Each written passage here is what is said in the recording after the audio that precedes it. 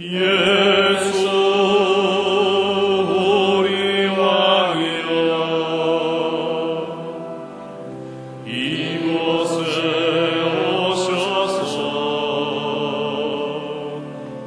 보좌로 주여 임하사 찬양을 받아 주소서. 주님을 찬양하오니,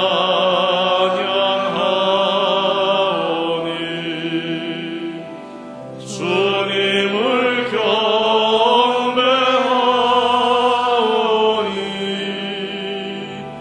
왕이신 예수여 오셔서 좌정하사 다스리소서.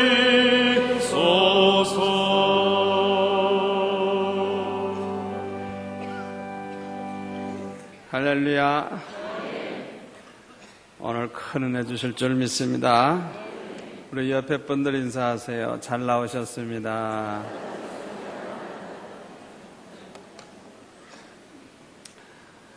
사람마다 가진 것이 있습니다. 어떤 사람은 많은 것을 가지고 있고 어떤 사람은 적게 가지고 있습니다만은 그 사람이 가지고 있다고 해서 다 자기의 것은 아닙니다.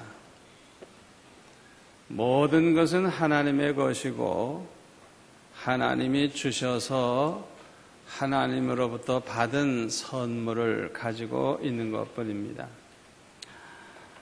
저는 별로 가진 게 없어서 내 것이라고 별로 할 게 없습니다. 그런데 꼭 한 가지는 내 것이라고 생각을 했어요. 그게 뭐냐 하면 내 호주머니 안에 있는 건 내 거다. 내 지갑만은 내 거다. 그렇게 생각을 했어요. 그래서 한 번은 우리 집 사람이 돈이 떨어져 가지고 나 몰래 내 지갑을 뒤져봤는지 모르지만은 왜 당신만 돈이 그렇게 많으냐고 돈을 좀 내놓으라고. 자기는 돈이 다 떨어졌다고 그래요. 그래서 제가 대답하기를 목사는 호주머니가 좀 두둑해야 된다. 그래야 누굴 만나도 대접도 할 수 있고 뭐 남에게 좀 처비도 줄 수도 있고 목사가 호주머니가 두둑해야 그 교회가 복을 받지. 목사가 호주머니가 텅 비면 그 교회가 복을 못 받는다. 그러니까 당신은 내 호주머니 탐내지 말라. 다시는 내 호주머니 탐내지 말고 내 지갑에 있는 거 달라고 하지 말라고 하면서 쫓아버렸어요. 쫓아보내고 났더니 성령께서 내 마음에 자꾸만 책망을 하시는데 네 호주머니 건 네 거야? 그건 내 거지. 네 지갑은 네 거야? 그것도 내 거지. 계속해서 저에게 책망을 하세요. 그래서 견딜 수가 없어서 그 사람을 다시 오라 그랬어요. 주님이 나에게 자꾸 책망하시는데 내 호주머니 있는 것도 내 거 아니래. 내 지갑도 내 게 아니래. 다 주님 거래. 그러니까 다음부터는 물어보지도 말고 필요하면 언제든지 가져가라고. 왜냐하면 내 게 아니니까. 그렇게 얘기를 한 적이 있습니다. 그래서 그때부터는 내 호주머니 있는 것도 내 게 아니에요. 그전에는 쇼핑하러 다니면 그 사람 거 사면 그 사람이 내고 내 거 사면 내가 내고 어떤 때는 꿔 달라고 그러면 꿔 주고 그러면 꼬만 같이 갚은 적 없어요. 네 거 내 것이 있었는데 그 다음부터는 네 거 내 것이 없어졌어요. 여러분들이 가지고 계신 것이 얼마나 되는지 모르지만은 여러분 거 아니에요. 다 하나님으로부터 온 것입니다. 여러분들이 이 세상에 올 때 가지고 온 거 아무것도 없어요. 빈손 들고 왔다가 빈손 들고 가는 겁니다. 여러분의 재산, 여러분의 집, 여러분의 모든 사업, 모든 것이 다 하나님으로부터 받은 선물이고 하나님이 주신 것이고 다 하나님의 거예요. 아멘? 그런데 하나님께서 우리에게 주신 선물이 많지만은 그 중에서 가장 귀한 선물이 뭐냐? 가장 보배로운 선물은 믿음입니다. 믿음보다 더 귀한 선물이 없어요. 우리가 수백억의 재산을 가지고 있다고 할지라도 그거 가지고 구원 못 받아요. 이 세상에 어떤 것을 가지고 있어도 그것 가지고는 구원을 못 받아요. 그러나 믿음을 가지고 있는 사람은 믿음으로 구원받고 믿음으로 하나님의 자녀가 되고 믿음으로 하나님을 기쁘시게 하고 믿음으로 영생복락을 누리고 생각해보면 이 믿음으로 얼마나 받는 복이 크고 많은지 몰라요.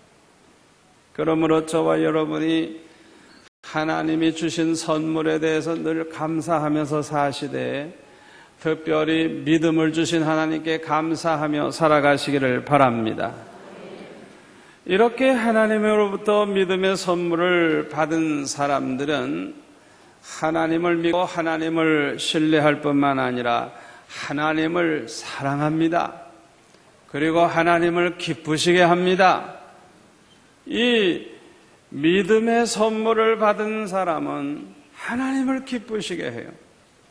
그렇기 때문에 히브리서 11장 6절에 보면은 믿음이 없이는 하나님을 기쁘시게 할 수가 없다 그래서 믿음이 있는 사람만이 그 믿음으로 하나님을 기쁘시게 하기 때문에 믿음이 없는 사람은 하나님을 기쁘시게 할 수가 없다는 것. 그런데 하나님의 말씀인 성경을 보면 하나님께서는 하나님을 믿는 하나님의 백성들을 여러 가지 비유로 말씀을 하셨는데 어떤 때는 남편과 아내로 비유를 하셔서 하나님은 남편이 되시고 하나님의 백성은 아내가 된다 그랬어요. 그래서 하나님만 사랑하고 하나님만 모시고 살아야 되고 하나님께만 영광을 돌려야 되는데 사신우상을 섬기고 우상을 따라가고 하면 그 사람은 남편을 두고 딴 남자를 따라간 그런 아주 그냥 간음하는 그런 여인으로 비유하고 있어요. 또 예수님과 저와 여러분은 약혼한 신랑 신부와 같아서 이제 머지않은 장래에 이제 결혼을 하려고 준비하고 있는 사람으로 비유하고 있어요. 우리 예수님이 재림하시는 그날 저와 여러분은 예수님을 이제 만나게 되는데 그것은 성경에 보면 공중혼인잔치라 그러는데 여러분이 세상에서 결혼한 그 기쁨하고는 비교할 수 없는 이루 형용할 수 없는 큰 기쁨과 영광이 넘치는 그런 결혼식이 될 것입니다. 또 성경에 보면 하나님과 우리의 관계를 아버지와 아들, 아버지와 딸의 관계처럼 그렇게 성경은 말씀하고 있어요. 그래서 저와 여러분이 받은 그 우리 안에 있는 성령, 보혜사 성령을 양자의 영이라고 로마서에 보면 말씀하고 있어요. 그래서 이 양자의 영을 받은 사람들마다 하나님을 가리켜서 아바, 아바지라 부르짖게 된다 그랬어요. 아무튼 하나님과 우리 사이는 마치 부부 사이처럼, 마치 약혼자인 것처럼, 마치 부자지간처럼 아주 정말 친근한, 밀접한 그런 관계를 가지고 있는 것입니다. 하나님과 우리 사이에 이런 관계를 갖게 만들어주는 게 뭐냐 하면 바로 믿음인 것입니다. 믿음이 없는 사람은 하나님과는 전혀 상관이 없는 사람, 전혀 하나님과는 아무런 관계가 없는 사람이에요. 저와 여러분의 믿음을 가지고 있기 때문에 하나님과 우리는 영원히 뗄래야 뗄 수 없는 그런 관계를 가지게 되었다는 것을 아시고 믿음을 소중하게 여기시고 믿음 주신 하나님께 감사하시기를 바랍니다. 그러므로 이 믿음을 가지는 것이 중요하고 믿음을 가질 뿐만 아니라 이 믿음을 잃어버리지 않고 계속해서 믿음을 지키는 것이 중요하고 한 걸음 더 나아가서는 믿음이 더 견고해지고 더 확실해지고 믿음이 더 온전해지는 것이 중요합니다.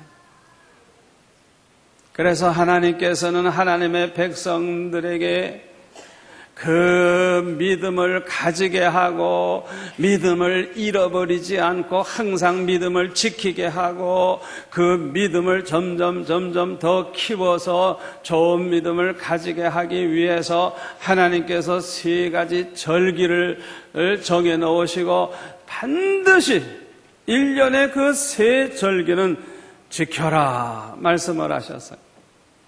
출애굽기 23장 13절 이하에 보면 3가지 절기가 나오는데 첫째가 무교병의 절기가 나와요. 이 무교병의 절기는 6월절 다음 날부터 시작이 되는데 보리 추수가 시작되는 그때입니다.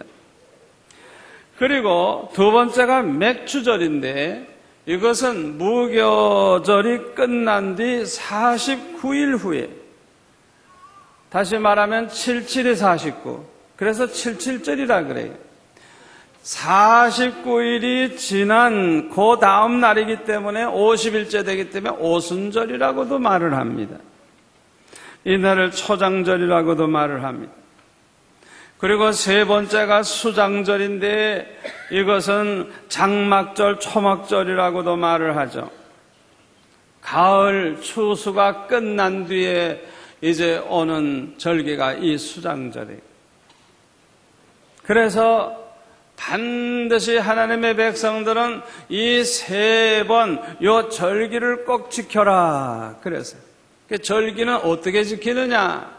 이 절기가 되면 첫째로 모든 남자들은 하나님 앞에 나아가서 자기 자신을 하나님 앞에 이렇게 보여드려야 된다 그랬어요.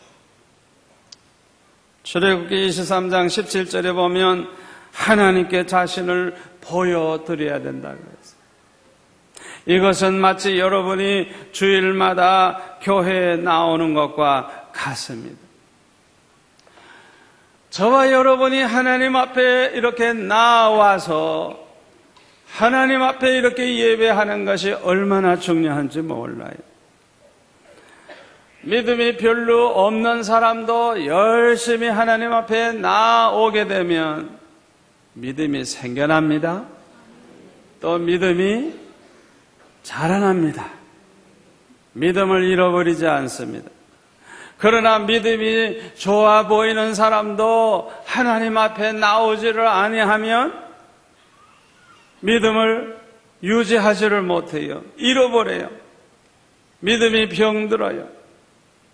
그래서 하나님의 백성들에게 1년에 3번은 반드시 하나님 앞에 나와야 된다. 믿음을 가지게 하고 믿음을 유지하게 하고 믿음을 더 견고하게 하기 위해서 하나님이 그 방법을 쓰신 것. 그리고 두 번째로 하나님 앞에 나오게 되면 이제 말씀을 듣게 됩니다. 하나님의 그 율법, 하나님의 계명을 듣게 되고 하나님의 말씀을 들어요. 믿음은 들음에서 나고 들음은 그리스도의 말씀으로 말미암느니라고 로마서 10장 17절에 말씀하고 있죠. 여러분들이 이렇게 하나님 앞에 나와서 이 말씀 듣는 게 얼마나 중요한지 몰라요. 이렇게 말씀을 듣다가 보면 믿음이 없는 사람도 믿음을 가지게 되고 믿음이 있는 사람은 믿음이 더 좋아지게 되는 것입니다. 그러나 나오지도 않고 말씀도 안 들으면 믿음을 가졌던 사람도 믿음을 잃어버리게 되고 믿음을 유지할 수가 없어요. 그리고 믿음이 병들 수밖에 없어요. 그러므로 열심히 나와서 말씀 듣는 게 그렇게 중요해요. 세 번째로는 이 절기가 되면 반드시 감사의 예물을 가지고 하나님 앞에 나와 바쳐야 된다 그랬어요. 출애굽기 23장 15절 끝에 보니까 빈손으로 내게 보이지 말지니라 그랬어요. 하나님 앞에 빈손 들고 나오면 안 된다는 거예요. 반드시 자기 형편 따라서 자기 믿음 따라서 정성껏 하나님 앞에 감사의 예물을 반드시 드리라는 거예요. 왜 그렇게 말씀하시는 줄 압니까? 하나님 앞에 우리가 어떻게 감사하느냐 하는 그 감사 자체가 우리의 믿음을 보여주기 때문에 그렇습니다. 여러분, 구원받은 믿음의 증표가 뭔 줄 압니까? 그 사람에게 구원받은 믿음이 있다고 하는 증표가 뭔 줄 압니까? 하나님 앞에 감사하는 그런 마음이 있으면, 하나님 앞에 감사하는 그런 삶이 있으면 그 사람은 구원받은 믿음을 가지고 있는 것입니다. 말틴 루터는 이런 유명한 말을 했습니다. 기독교인과 비기독교인을 구별하는 결정적인 기준은 지난 일을 감사할 줄 아느냐 모르느냐에 달려있다 그랬어요. 우리가 지나간 과거를 생각해 보면 기쁘고 좋은 일도 있지만은 얼마나 슬프고 괴롭고 생각하기도 싫은 일이 얼마나 많습니까? 과거가 어떠했든지 간에 지나간 과거를 생각해 보니까 참 하나님의 은혜가 너무 컸구나. 알고 보니까 모든 게 다 하나님의 은혜였다는 것을 깨닫고 하나님 앞에 감사하는 마음을 가지게 되면 그 사람은 그 기독교인이라는 거예요. 그런데 자기 과거, 지나온 과거를 생각해 볼 때 하나님 앞에 전혀 감사하다는 마음이 생기지 않는다고 하면 그 사람은 비기독교인이에요. 기독교인이 아니라는 거예요. 얼마나 중요한 말인지 모릅니다. 그런데 오늘 본문에 보니까 10명의 문둥병자가 예수님을 만났어요. 예수님을 만난 것은 축복입니다. 성경에 보면 예수님 만난 사람마다 문제가 다 해결됐어요. 여러분들도 예수님을 만나시기를 바랍니다. 얼마나 큰 축복인지 몰라요. 이 사람들은 예수님 만나가지고 평생의 한이 되는 이 큰 병을 고쳤어요. 그런데 오늘 본문에 보면 예수님께서 말씀하시기를 가서 제사장들에게 너희 몸을 보이라 그렇게 말씀을 하셨더니 그들이 그 말씀에 순종해서 제사장에게 가다가 깨끗함을 입었다 그랬어요. 예수님 말씀 무조건 순종해서 가다가 보니까 병이 다 나았다는 거예요. 여러분, 순종하면 기적이 일어납니다. 여러분의 믿음이 있든지 없든지 믿어지든지 말든지 하나님께서 하라 하신 말씀대로 무조건 해보세요. 하나님이 축복하십니다. 하나님께서 하지 말라 하신 건 하지 말아보세요. 하나님이 어떻게 하시는가? 이 10명의 문둥이들이 뭐 믿음이 굉장한 사람들은 아닙니다. 예수님 말씀 듣고 예수님 하라고 하시는 대로 그저 순종한 것뿐이에요. 순종해서 제사장에게 가다가 보니까 가는 길에 깨끗함을 입었어요. 순종하다가 보니까 역사가 일어난 거예요. 여러분들도 그렇게 해보시기를 바랍니다. 믿음이 부족해도 성경 말씀에 하라 한 건 그대로 하고 하지 마라 한 건 하지 말고 그대로 해보세요. 어떤 역사가 일어나는가. 우리 하나님은 살아계시고 우리 하나님은 전능하시고 우리 하나님은 신실하신 하나님이심을 체험하게 될 줄로 믿습니다. 이들이 제사장에 가다가 보니까 몸이 깨끗해졌을 때 얼마나 기쁘고 좋았겠어요. 아마 성경에 기록은 안 돼 있지만은 아마 기뻐서 그냥 어쩔 줄을 모르고 막 옷을 벗어보면서 야 봐라 야 나 낫지 이러면서 그냥 서로 뭐 굉장했을 것 같아요. 그런데 오늘 본문에 보면 10명의 문둥병자가 다 깨끗해졌지만은 예수님께 돌아와서 엎드려 고맙다고 하면서 살해한 사람은 이방인 사마리아 사람 한 사람밖에 없었어요. 그때 예수님이 말씀하시기를 10사람이 다 깨끗함을 받지 아니하였느냐? 그 9은 어디 있느냐? 이 이방인 외에는 하나님께 영광을 돌리러 온 자가 없느냐? 말씀을 하셨어요. 얼마나 섭섭해 하셨는지 모르겠어요. 아니 10명 다 깨끗함을 받지 않았느냐? 9명은 도대체 어디 갔느냐 이게? 어디 갔느냐 이게 도대체?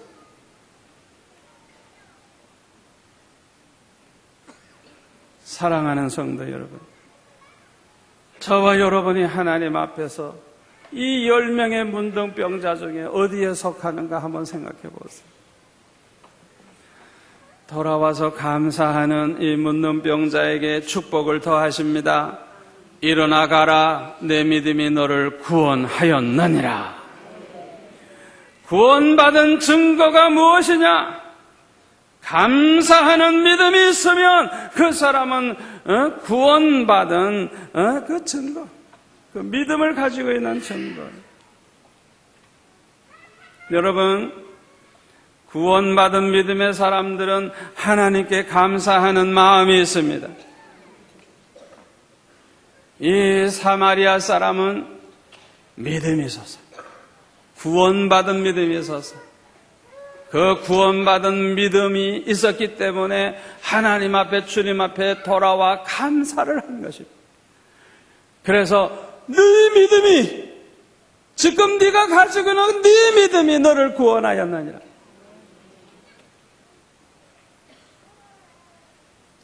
그 사람이 구원받는 믿음을 가지고 있느냐 없느냐, 뭘 보고 아느냐, 감사하는 걸 보면 아는 것입니다.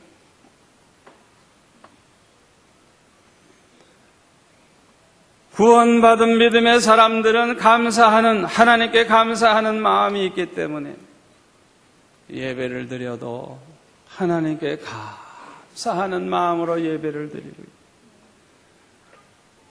하나님 앞에 헌금을 해도 감사하는 마음으로 헌금하고, 봉사를 해도 하나님께 감사하는 마음으로 봉사하고, 충성을 해도 하나님께 감사하는 마음으로 충성을 하는 것입니다. 우리 예수 믿는 사람들의 제일 큰 감사가 뭐냐? 병 고침을 받은 것보다, 사업이 잘 되는 것에 대한 감사보다 구원을 얻은 것에 대한 감사입니다. 그러므로 구원받은 믿음의 사람들은 자기 자신이 예수 믿게 된 것만 생각해도 너무너무 감사해서 기뻐하는 것입니다. 내가 예수 믿어 구원받아 하나님의 자녀가 된 것 생각하면 얼마나 기쁘고 좋은지 감사가 넘치는 것입니다. 나 같은 죄인이 이렇게 예수 믿어서 천국 가게 됐고, 하나님의 아들, 딸 됐고, 영생 복락을 누리게 됐으니 얼마나 감사합니까? 구원받은 믿음의 사람들은 아무리 몸이 아프고 장사가 안 되고 심지어는 죽음을 눈앞에 두고 있다고 해도 기뻐하고 감사하는 것입니다. 이것이 구원받은 믿음의 사람의 증표인 것입니다. 이와 같이 감사하며 사는 자에게 더 큰 축복이 있습니다. 기적이 있습니다. 행복이 있습니다.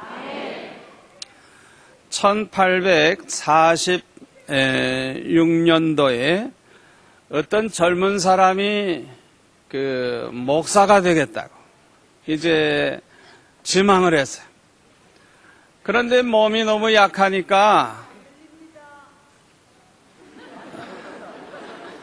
병원에 가서 진찰을 해보니까 몸이 너무 나빠가지고 한 1년밖에는 살 수가 없다는 거예요. 그래서 이제 의사가 권면하기를 그만두라고 1년밖에 못 사는데 그만두라고 그렇게 이제 권면을 했어요.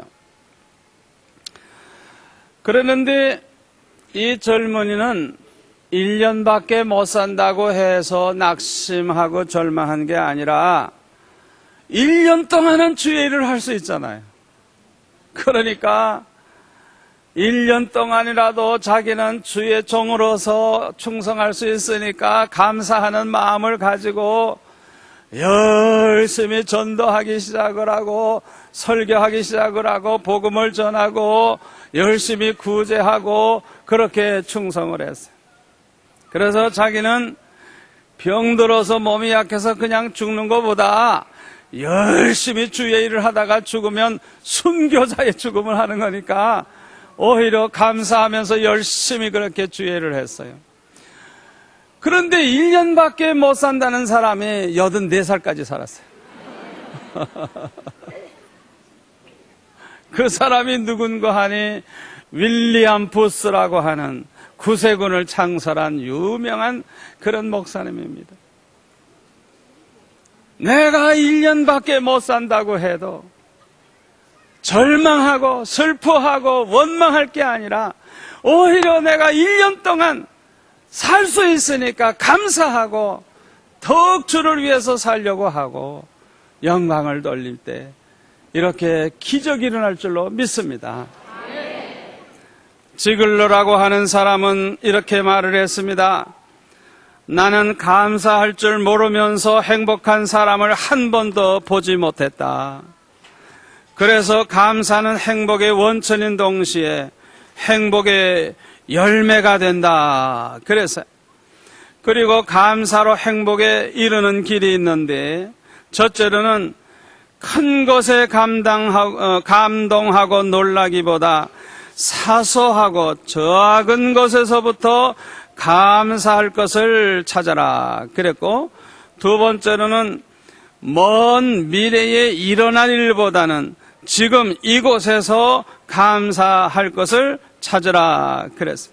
세 번째로는 기적적인 일에 감사하기보다 매일매일의 일상에 감사하면서 살아라. 네 번째로는 감사를 계속하다가 보면 불평과 불만이 치료된다는 것을 경험하게 된다는 것을 알아라 그랬습니다. 다섯 번째로는 감사는 감사를 불러일으키기 때문에 이 세상에서 감사하는 자가 가장 부유한 사람이 된다 그랬어요. 여섯 번째로는 감사하는 순간 세상이 아름다워지고 모든 사람들이 사랑스러운 존재로 바뀌고 모든 관계가 아주 좋은 관계를 이루게 된다 그랬어요.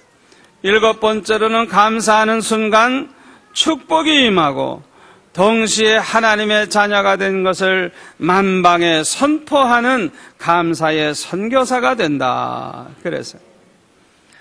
17세기에 영국의 유명한 시인은 이렇게 기도를 했다고 합니다. 주님은 내게 너무나도 많은 것을 주셨습니다. 주님이 내게 주신 것이 이렇게 많지만은 한 가지만 더 주세요. 한 가지만 더 주세요. 그게 뭐냐 하면 언제나 감사할 수 있는 마음을 주세요. 하나님이 내게 주신 것이 얼마나 많으냐. 너무너무 많지만은 한 가지를 더 달라고. 그게 뭐냐? 언제나 감사할 수 있는 마음. 저와 여러분이 이 시인처럼 기도할 수 있기를 바랍니다. 기도하겠습니다. 아버지 하나님 감사합니다. 오늘 주신 말씀이 우리에게 축복이 될 줄로 믿습니다. 아버지 땅에 사는 동안에 항상 하나님 앞에 감사하면서 사는 저희들 되게 하여 주옵소서. 감사 생활을 통하여 기적을 체험하게 하여 주옵소서. 감사를 통하여 행복한 자가 되게 하여 주옵소서. 예수님의 이름으로 기도하옵나이다. 아멘.